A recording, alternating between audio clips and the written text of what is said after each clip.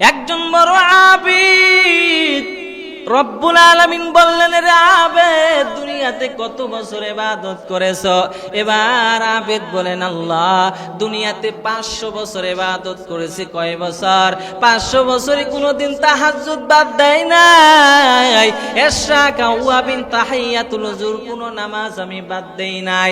রাতের বেলা দুনিয়ার সমস্ত মানুষ যখন ঘুমায়া যায়, আমি বান্দা শীতকালে কম্বলগুলো ফালাইয়া লেপ ফালাইয়া ঠান্ডা পানি দিয়ে ওযু বানায়া ও আল্লাহ মসজিদের মুসল্লায় দাঁড়াইয়া তোমার কদমে সেজদা করেছি।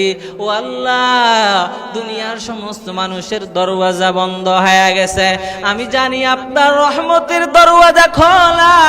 ও আল্লাহ, আপনার রহমতের দরওয়াজা খোলা দেখে আমি আল্লাহ আপনার কদমে সেজদায় পড়ে কান্না করেছি। এইভাবে একদিন, 2 দিন, 1 বছর, 2 বছর, 100 বছর, 200 বছর করতে করতে কয়শো বছর, 500 বছর ইবাদত করেছে। আল্লাহ ডাক দিয়া কয়, 500 বছরের আবেদ, এখন জান্নাতে যাও। তবে আমার রহমত দ্বারা জান্নাতে যাইবা নাকি তোমার আমল দ্বারা জান্নাতে যাইবা?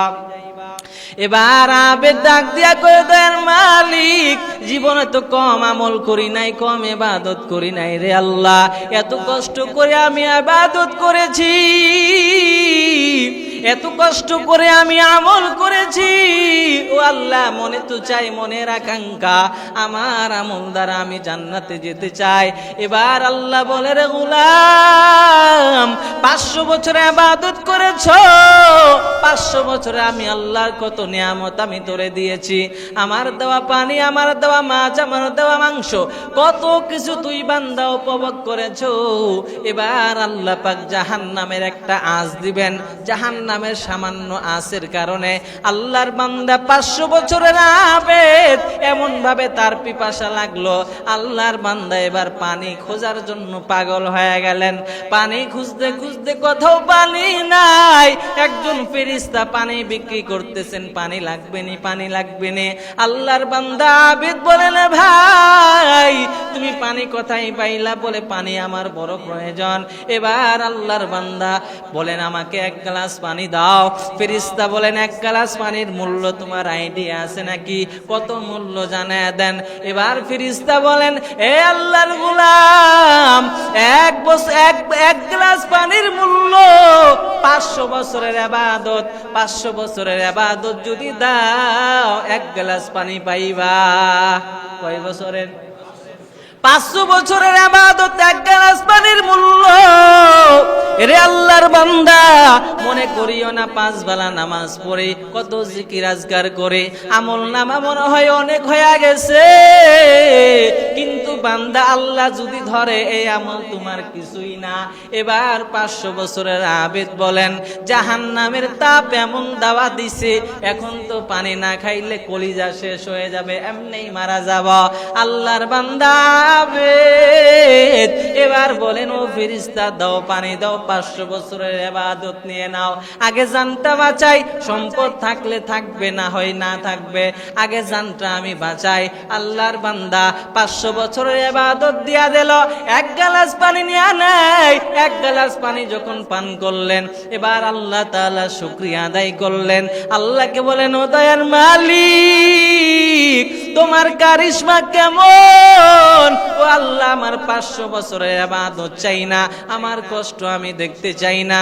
ও রব্বে কারীম, তোমার রহমতের দ্বারা জান্নাত দান করেন।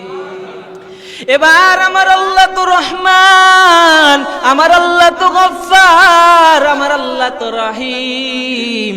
আমার আল্লাহ এবার রহম করে, দয়া করে আমার আল্লাহ ওই বান্দারে জান্নাতের মেহমান বানায় দিল। এরে ভাইজান, মনে করিয়েন না আমল জীবনে অনেক করেছি, এমন হতে পারে আমার এই আমলগুলো আমার ঋণ পরিশোধ করতে যাবে। আমার এই আমলগুলো জান্নাতে যেতে হলে যেই পরিমাণ আমল প্রয়োজন হবে, এই পরিমাণ আমল হয়তো বা আমি এখনো করতে পারি নাই। এজন্য তো নবী জানায়া দেয়, আখলিস দীনাকা ইয়াকফিকাল আমালুল কলিল, বান্দা অল্প আমল কর, অল্প আমল তোমার নাজাতের জন্য যথেষ্ট। শর্ত হলো আমলের মধ্যে ইখলাস থাকতে হবে। কি থাকতে হবে?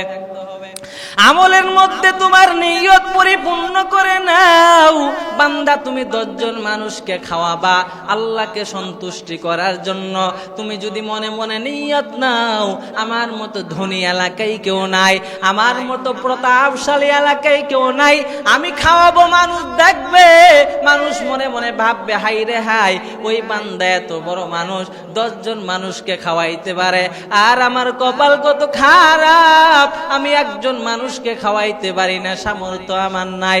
ওই বান্দা কত ধনী রে, ওই বান্দা 10 জন মানুষকে খাওয়ায়। তোমার মনে মনে যদি এই নিয়ত থাকে তোমার আমল বরবাদ।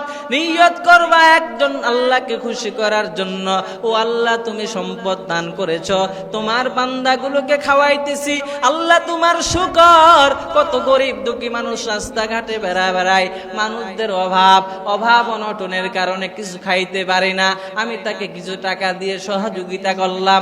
নিয়ত থাকতে হবে কাকে খুশি করার জন্য বলেন? আল্লাহকে খুশি করার জন্য। আমাদের নিয়ত যদি আল্লাহকে খুশি করার জন্য না হয়, আমরা 100টা উট কুরবানি করলেও আমাদের কুরবানি আদায় হবে না। আমার নিয়ত যদি থাকে এলাকার টপ গরু কিনতে হবে, এলাকার কি টপ গরু কিনতে হবে, তারপর কুরবানি দিব, লাভ নেই। আপনি যদি 100 মন কি বলে 10 মন গরু যদি আপনি ক্রয় করেন 2 লাখ টাকা দিয়ে, 4 লাখ টাকা দিয়ে, 10 লাখ টাকা দিয়েও যদি আপনি গরু ক্রয় করেন, নিয়তের মধ্যে ভেজাল থাকলে আপনার কুরবানি হবে না। হবে? কথা বলেন না কেন? কয় নাম্বার গেল বলেন? 4 নাম্বার। 5 নাম্বারটা বলে আজকের আলোচনা শেষ।